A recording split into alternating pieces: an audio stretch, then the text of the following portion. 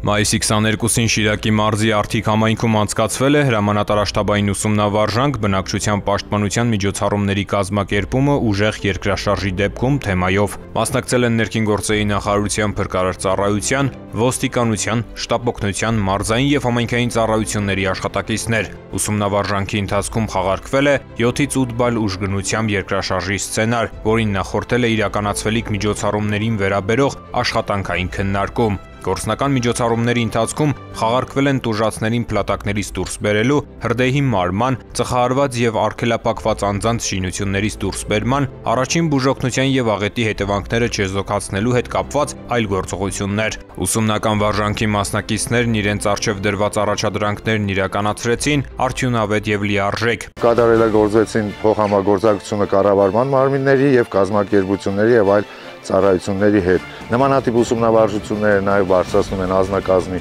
գործնական գիտելիքները, որը մեր գործում շատ կարևոր է։ Այսօրվա ուսումնավարժությունը գնահատում եմ ստացված։ Նմանատիպ միջոցառումները հնարավորություն են տալիս մեկտեղել տարբեր ծառայությունների ջանքերը, ինչպես նաև վերագնահատել առկա կարողություններն ու կատարելագործել հմտությունները։